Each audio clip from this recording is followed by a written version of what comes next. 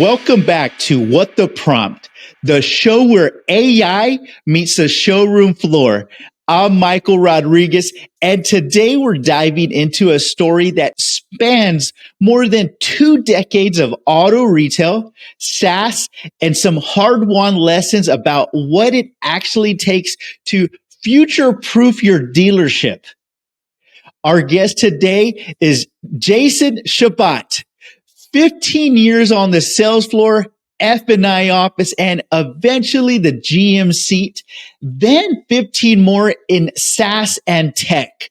He's seen the industry from every angle, and he says the same misaligned systems and grind culture that burned him out on the showroom floor show up everywhere. What he's doing now and why might change how you think about AI and the 2030 dealership.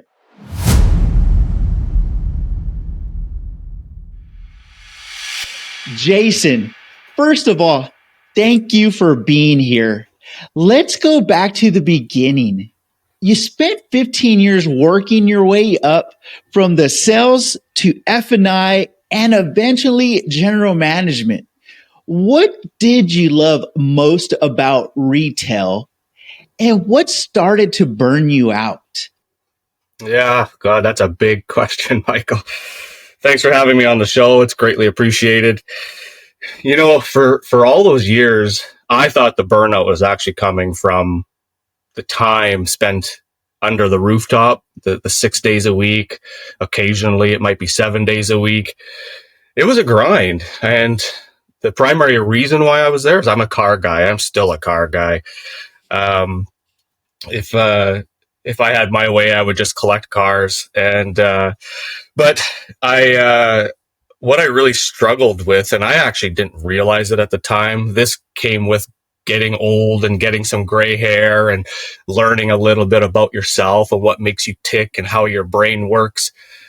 And it wasn't the time that I was giving up that was burning me out. It was the situation that was forcing me to be inauthentic. And I really struggled with that. And as I get older, I'm realizing that I'm just naturally a really authentic person. And if I'm not allowed to be that, that's what burns me out. So hopefully that answers your question. It does. It does. That definitely does mean a lot, because I can definitely see every aspect you just said. I get it, man. Like, we're there many times open to close, but it's like that ether, that excitement. It keeps us there. Yeah. Even just opening up a new car door keeps us there. It's those little things that we love, and I think it you said it. It pulls our heartstrings sometimes, and at the end of the day, we love serving people, and automobiles just seems to be that product that we serve with. So, was there a moment when you realized something was fundamentally broken in the way we were running stores? Yeah, my biggest challenge, I think, was the ideology in the stores. Second to that, I didn't realize this at the time, but what I'm learning is that I have a very visionary, top-down mind. Especially when I was in the finance office, I felt like I shouldn't say this, thinking back to my time in the finance office, I was a silo manager. All I was doing is managing silos and transferring data from one silo to the next silo. It was very monotonous and mundane, and my brain just has a hard time going there. It really struggles with the repetitive, mundane activities. And I didn't realize this back then at all. No clue. This was just something that, came to me after many years of doing the work and self-discovery and self-awareness. And it's just, now it all makes sense why I was struggling in the car business. But I've noticed very similar things in other industries. In SaaS sales, very similar silos, very, not to the same extent, but very similar. And my top-down brain likes to reverse engineer everything, find inefficiencies, and fix them and remove them. And, when you're a sales manager for new cars or a finance manager, you're not in a position to reinvent the wheel. You're just there to be a link in the chain, Right. Progress So the I deal. just, yeah. Progress the deal at all cost. Yeah, exactly. So yeah, it's interesting. If I could go back in time, I would for sure do things a lot differently. But it was one of the best takeaways from the industry is it's got to be the best place to learn how to sell. The frequency rate, it's a fairly high ticket item, and it requires a pretty decent relationship with your customer to facilitate that sale. And that was something you can't get from many other industries. You mentioned that the systems were built for the dealership, not for the people in it. Can you paint a picture of what that looked like day to day? Maybe an example of when the process overrode the relationship. The first thing that comes to mind is the expected tug of war that customers expect to have when they come in to shop for a car. And I feel like that really conflicted with my authentic side. One of the things that I'm loving about the period of time we're living through now is, one of the reasons why we're talking today is because there's huge shifts happening right now. Yes. And something I don't know if I even mentioned to you, but I'm actually building an AI solution myself. And that's kind of what even led me to even writing the manifesto. I'm building a solution, not me myself personally, my team is. I'm not that technical, but what I did was to buy some time or to position myself in a better place. I decided that while we were building, I was going to align myself with other AI vendors. So that way I can get out there, start making some sales, start talking, just get back integrated into the industry. Right. And start developing some relationships, start learning a little bit more about what the challenges that they were facing. And what I discovered during that process of selling AI solutions is, one, dealers are absolutely getting inundated with AI vendors presenting different tools that are automating current workflows, and there's a lot of duplication, a lot of companies building the same things and automating the same workflows. There's a lot of white labeled stuff out there that are all just, rinse and repeat tools, and it's a real mess. And I parted ways with that AI vendor. I couldn't really get behind the service that he was offering, and there was just a lack of follow through on a lot of the services. So I started going out hunting for another AI vendor, one that might be a better fit, so that I could align myself with. And I sat in on a lot of demos, and that's when it really hit me what dealers are actually needing right now, and the fact that they're not even ready for any of these things. It was in those early stages when the early adopter dealers were bolting things on and they were realizing, oh, this isn't quite working the way we had expected to. What's the problems here? And it came down to an infrastructure problem. And during this time, I'm assessing the industry, because I need to make sure that my AI solution is still going to fit. Is my own AI solution future proofed? Because I'm of the belief that a lot of the AI solutions that we're seeing today aren't going to make it past a year. Yeah. A lot of them are automating existing workflows, and a lot of the workflows are actually going to change. So it's building for today as opposed to building for tomorrow. And my solution is definitely for tomorrow. But then that leads me to the next problem. Like, what am I going to do to help get dealers ready for this? Got it. Yeah. And that's kind of where the manifesto came from. It's just like, it took me a month and a half to write. it'll never be done because the ground we're standing on is shifting.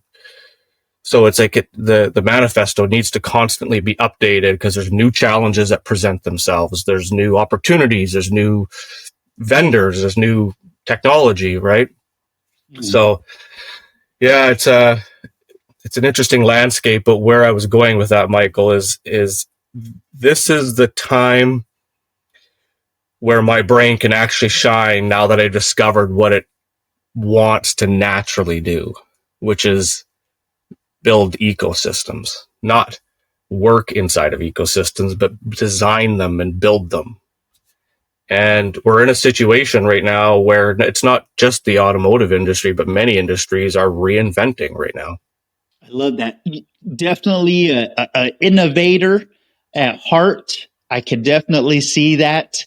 Yeah. If you're enjoying this conversation and getting value already, smash that like button, click subscribe, and share this episode with a fellow dealer or operator who needs to hear it.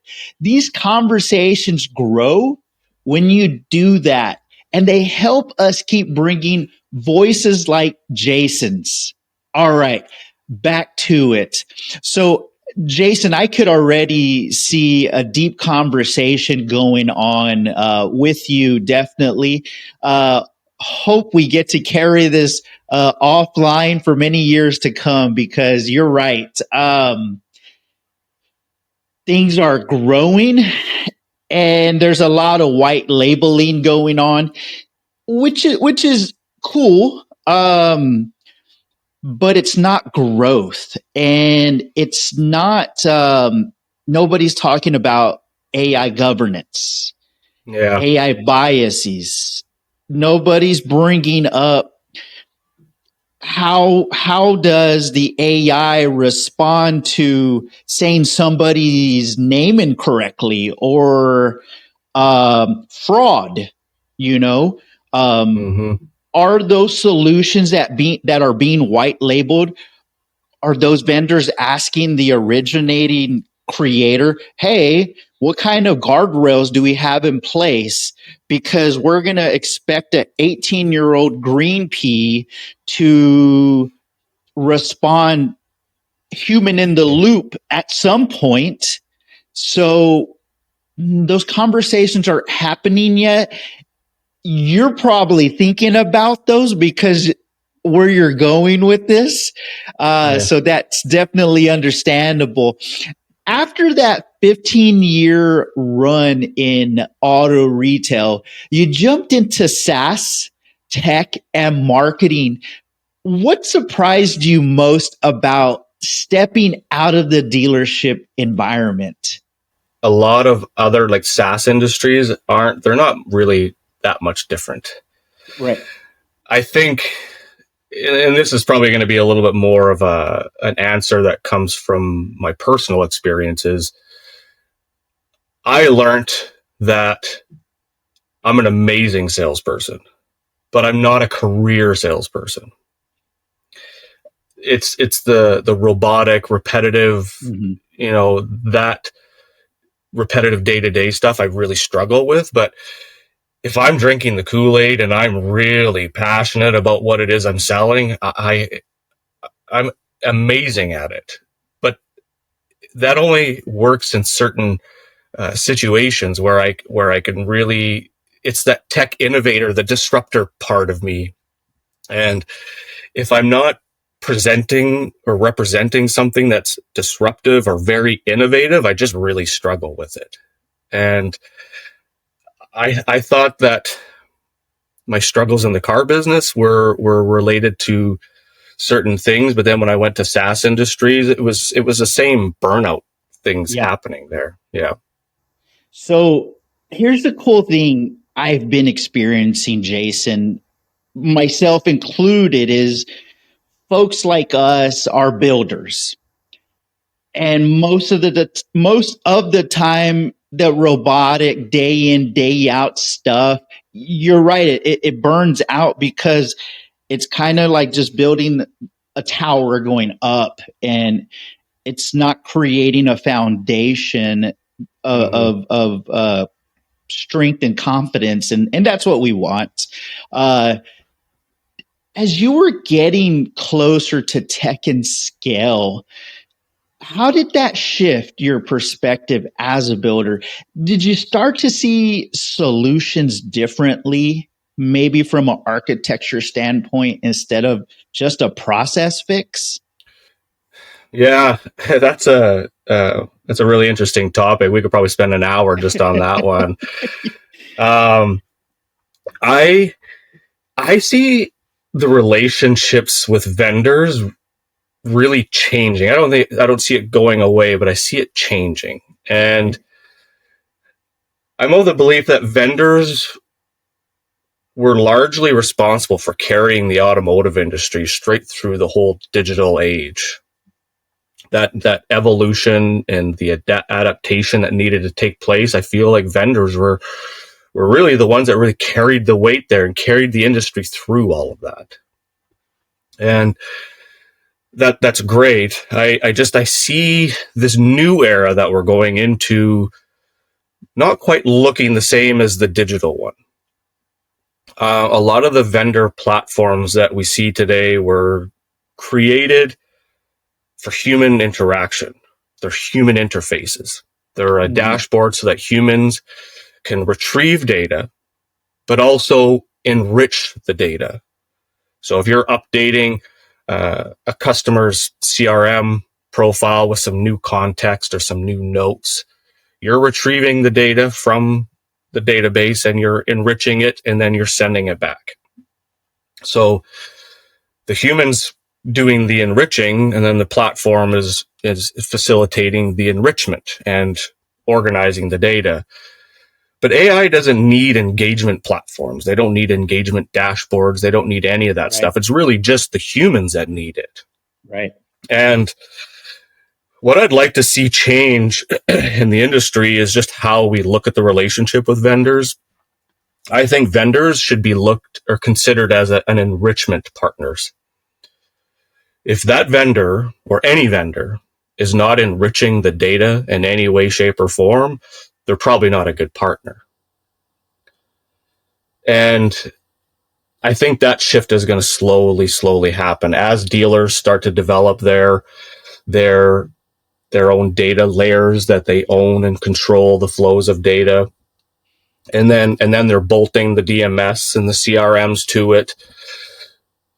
As they're bolting the DMSs and the CRMs and CDPs to it, well, there's going to be some gateways there so that your brain is only going to release the information that's absolutely necessary. So the CRM is only going to need a certain onset of data. That doesn't need all of it. It just needs whatever the salesperson needs.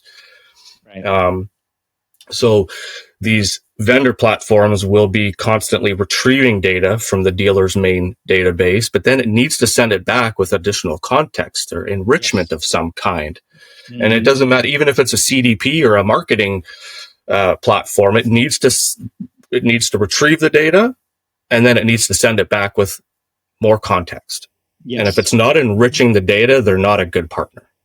Yeah, and if it's not enriching also the end user, to be the customer, if it's not, I got you. Good. That's a good point. Yeah, exactly. So, as we see the staff numbers in stores change and evolve, the positions are going to change and evolve. If the vendors aren't storing the data, they're really just acting as human interfaces. That really changes the dynamic between the dealer and the vendor. So I see that being a really big change in the future. I think there's a lot of vendors that are lining up right now to try to carry dealers through this age of this era, this AI era that we're going through. And a lot of dealers are going to take advantage of that. But the smart dealers, I feel like, are building their own unified data layers, their own controls, or building a moat around the data.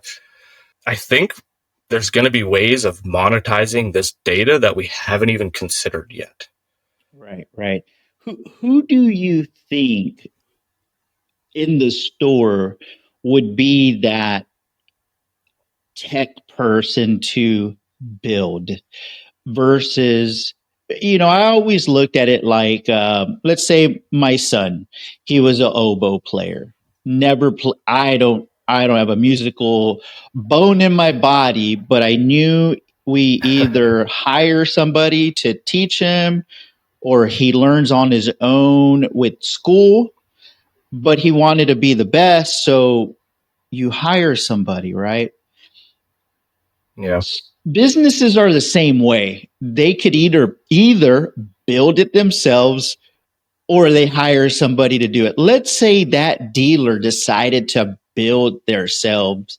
Do you think they're growing from within and promoting, hiring, having that conversation and say, hey, look, you see, kind of like, the early internet manager was also the photographer, was also IT help desk in the stores, was also cleaning if there was a bug in the system, the internet manager was usually that was me, by the way. That's Yeah. and I was putting window stickers on for the photos, merchandising, right? But do you think that may be maybe the internet manager who might just be like you and me, a little bit tech inclined and say, oh, I'll figure out how to move this data, store it, retrieve Yeah. it, use it.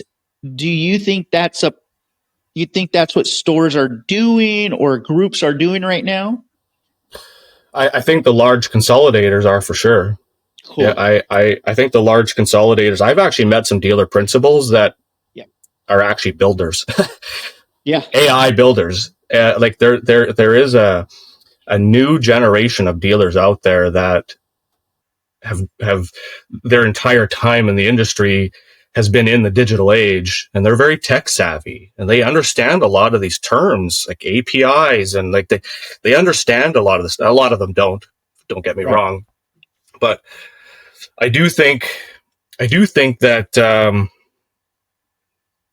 my memory's not serving me very well right now, but there was a dealer recently that I was chatting with that has developed a change team in the group. Very A cool. team dedicated to helping our humans navigate this enormous amount of change. And we're just getting started with it, really.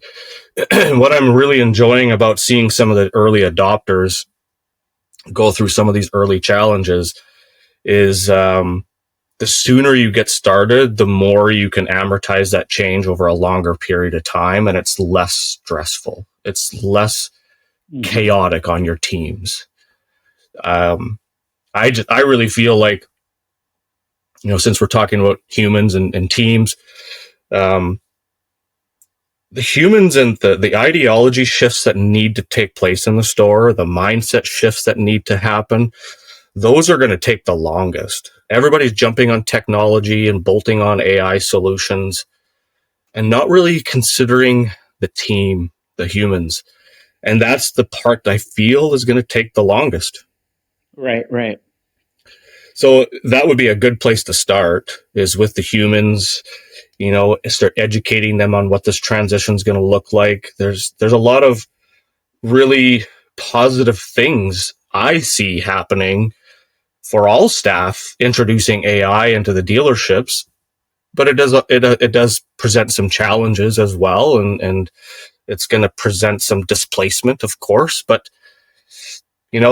humans need to figure out their roles in this new world and how are they going to bring value to other humans. And to me, that's a better conversation to have, is how can I bring value to other humans as opposed to how can I get ready for this tug of war? Right. Yeah. Yeah. I think it was, I think that GM you mentioned with that change team, that's extremely forward thinking. Yes. Wow, that's a one of a kind. So kudos to that, GM. Somewhere along the second career, you caught the AI bug. You started building your own solution for dealers, but you also stayed close to the industry by aligning with other AI vendors, doing sales, demos.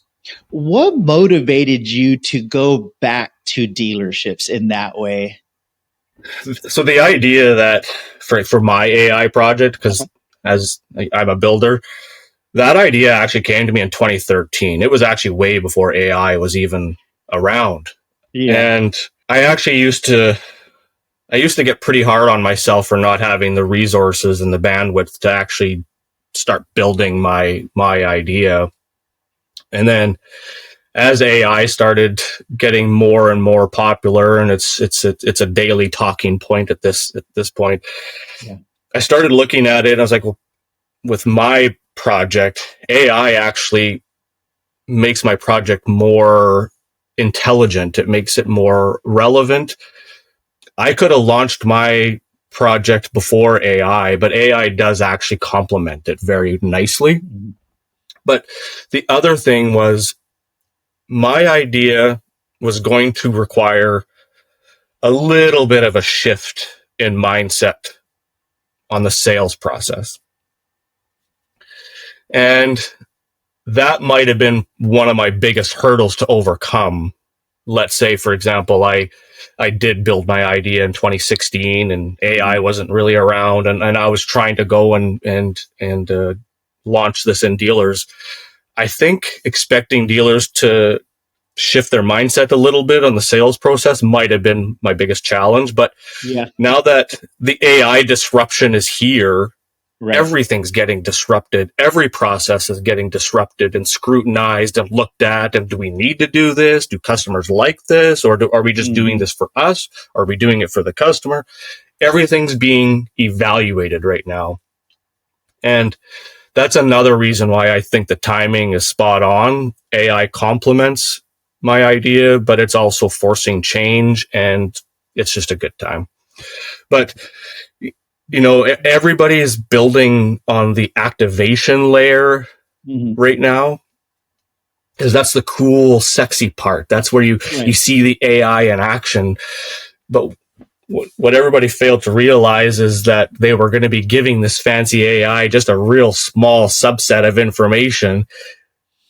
So basically meaning the AI tool was going to have just a really low IQ. And then they couldn't figure out why it wasn't really doing what they expected it to do. Yeah. But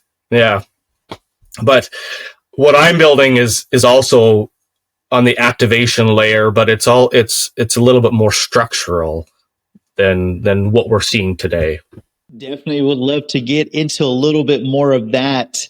You've said that being in those demos early on gave you a front row seat to how AI is being pitched, sold, and misunderstood. What did you see that most of us miss? Can you recall a moment where a shiny tool wowed the room, but later crashed because the foundation wasn't ready? Some examples of that are AI solutions that are fully managed so that the dealer doesn't have to manage any of them. What that really means is that we don't have a dashboard. We don't have anything.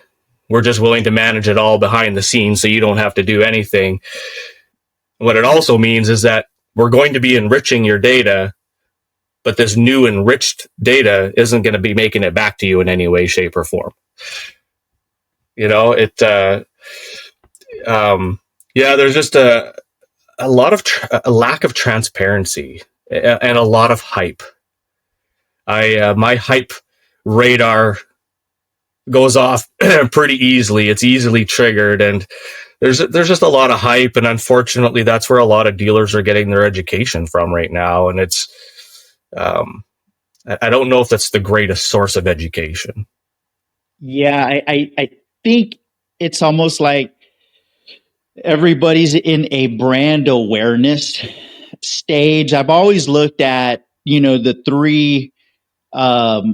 three stages: brand awareness, brand consideration, and then conversion. And I think just as a auto retail AI as a whole, if you just do that little niche, everybody's just like look at me, look at me, look at me right now. So I think we're going to see that probably a little bit more until, Yeah. let's say, there's a voice agent champion who's just like the best out there, who's finally takes a lead, kind of like who's the best third party lead source, who's the best chat, who's the best voice agent in the showroom, Mm-hmm. in the service drive.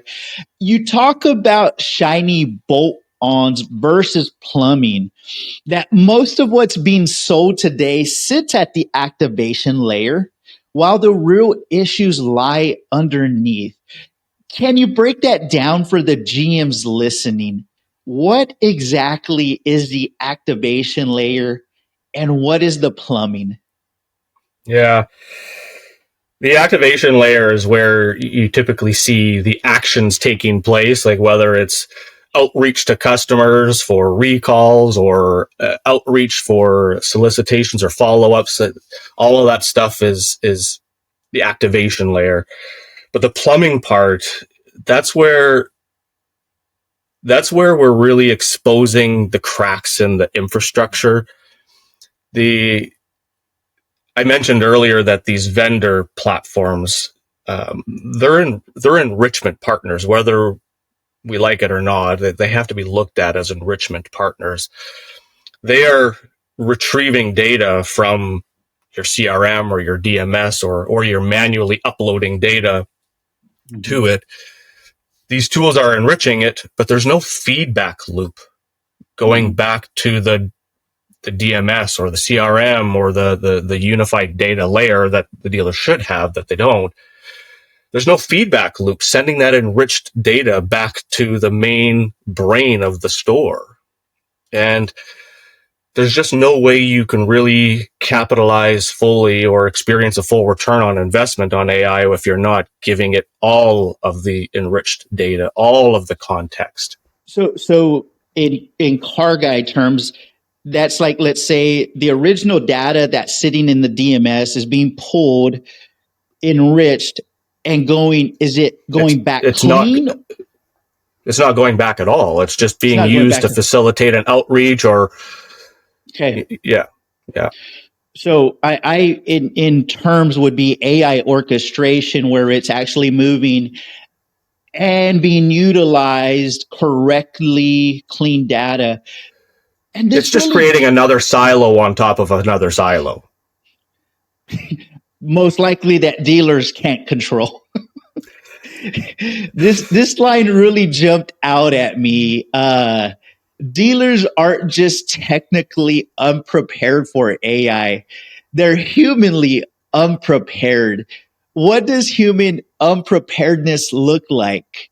Are we talking about training gaps, culture issues, fear of technology, or all the above? Yeah, we kind of touched on it a little bit already. I I think the humans arguably are the longest. It's going to be the slowest to change, and they need to start this really early on. Some things that they could be doing early on to try to facilitate or get ready for the new age of AI is to start focusing on the customer experiencing and start start switching your KPIs around so that they're more focused on the customer experience as opposed to what they are now. And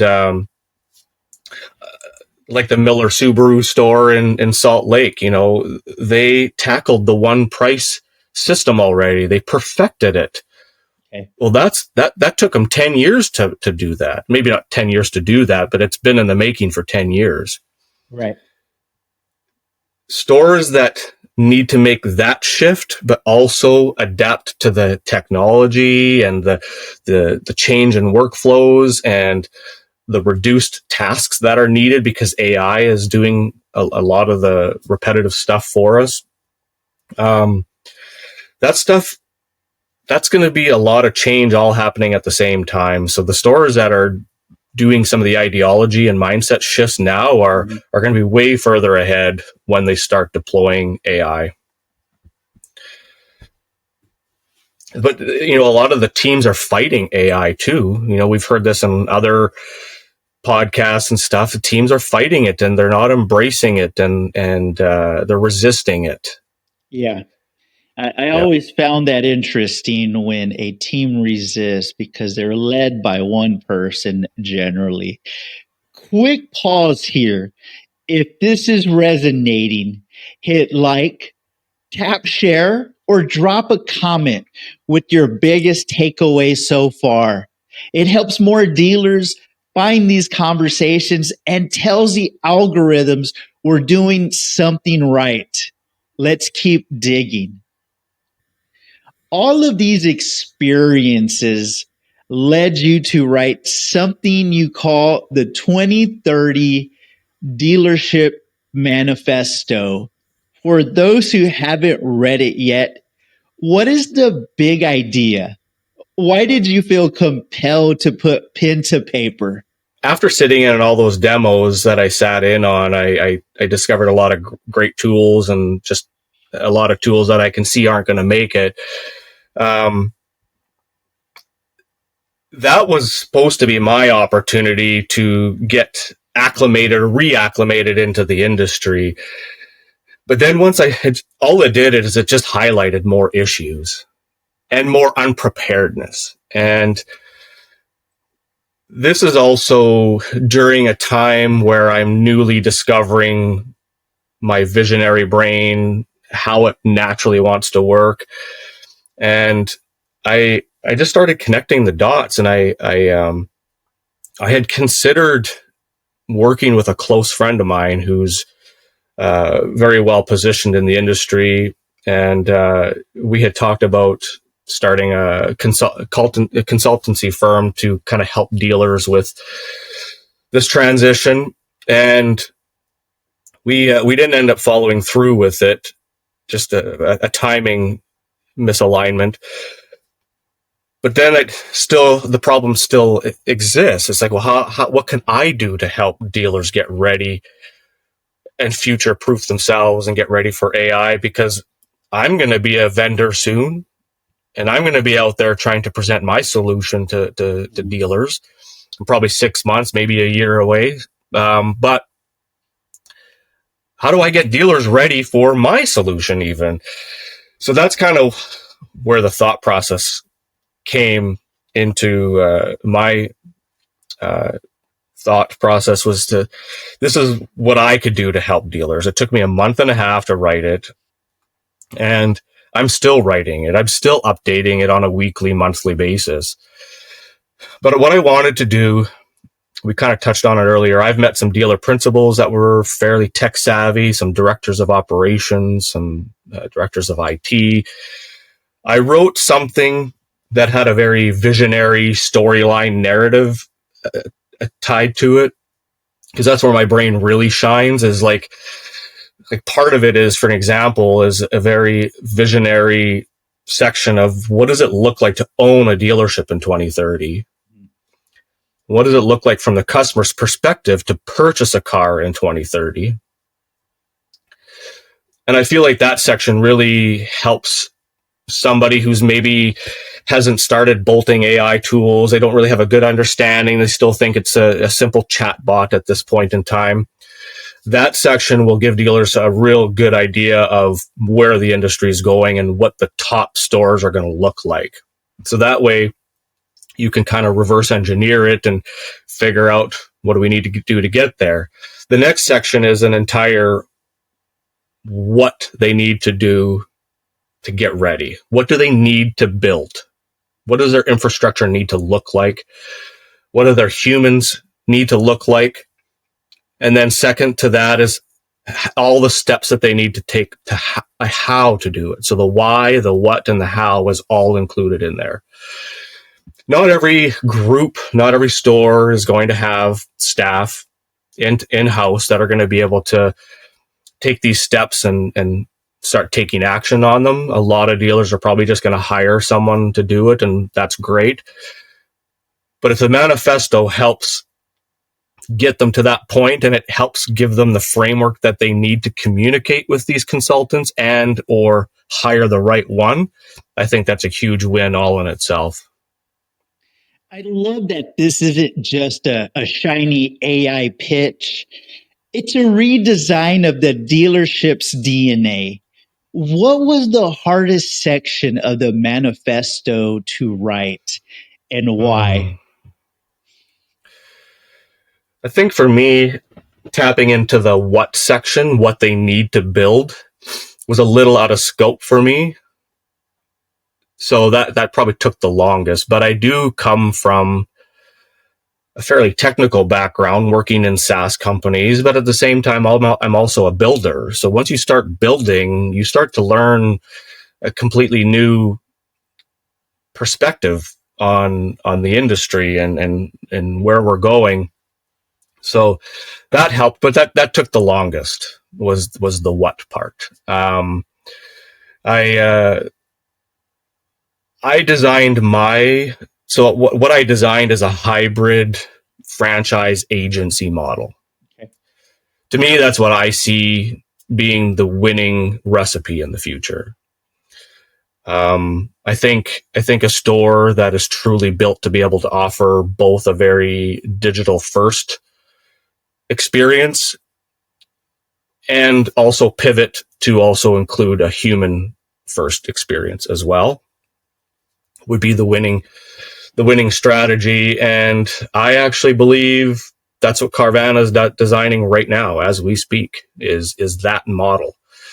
So I designed what I believe to be a hybrid model, and I designed it to resemble one of the most effective ecosystems on this planet, which is the human ecosystem. If you look at our human body, right. The brain, the nervous system, the arms, the legs, they all play a role and a function.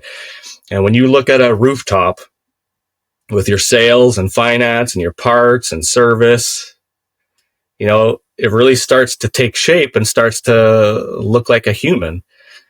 So I designed the entire infrastructure to resemble the efficiency and the strength of the human ecosystem. You mentioned that cracks you felt 20 years ago on the showroom floor are now being exposed at scale. What makes this moment different from the past? Yeah. Is it the speed of AI adoption? Is it consumer expectations? What's forcing change, whether dealers like it or not? Yeah, I see AI as a bit of an amplifier.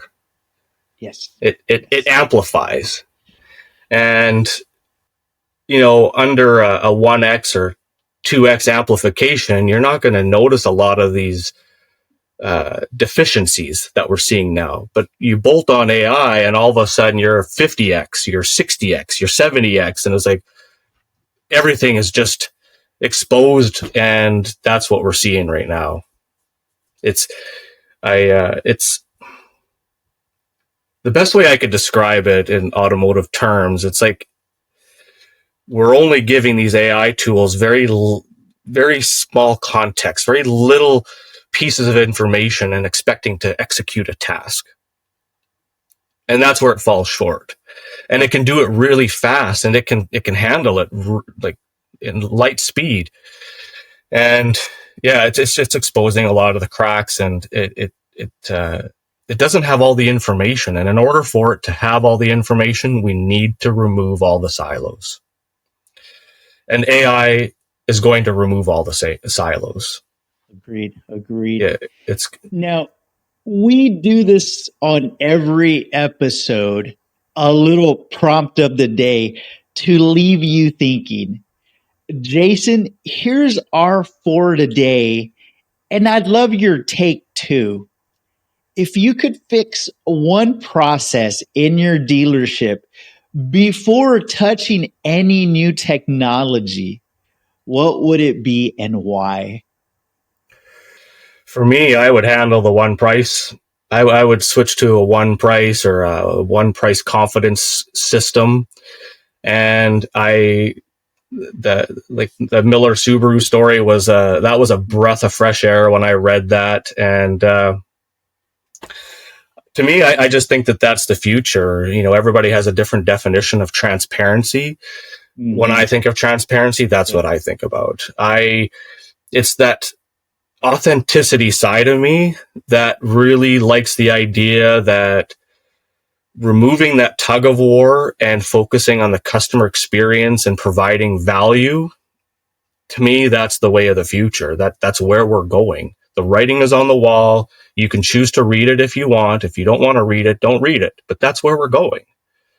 And I see that shift being a very difficult one. And the sooner you can get started on that, the better. Jason, this has been incredible. Your journey, your mission, and the manifesto are going to challenge a lot of people in the best way possible. I want to thank you for taking time to share your story and vision. For those listening who want to go deeper, where can they find you? What's the best way for folks to connect, follow your work, or get a copy of the 2030 Dealership Manifesto? Yeah, I'm primarily on LinkedIn. That's where I spend all day, every day is on LinkedIn. So that's probably the best place. I have a new website that I temporarily put up. It's just 1913.podia.com. So I will have a new one coming out here pretty soon, but that one's going to carry me through to the early stages. Like I said, this isn't my primary focus. I'm building something, and that's my primary focus. The manifesto was just something that I thought was going to be helpful in the industry, not just for myself, but for every dealer group, but also AI vendors. The manifesto is helping every AI vendor that's out there that's trying to bolt solutions on, and they're finding inefficiencies. So yeah, that, like I said, it's not my primary focus, but I think it's what's needed right now is kind of like what you're doing. You're educating dealers too. You're doing it with a podcast. I just chose to do it in a little bit different way. Definitely. And for everybody, I'll put the LinkedIn contact in the description, so you'll be able to click that. And to everyone tuning in, thanks for joining us on What the Prompt. If you found value in this episode, please like, click, and share, and leave us a review.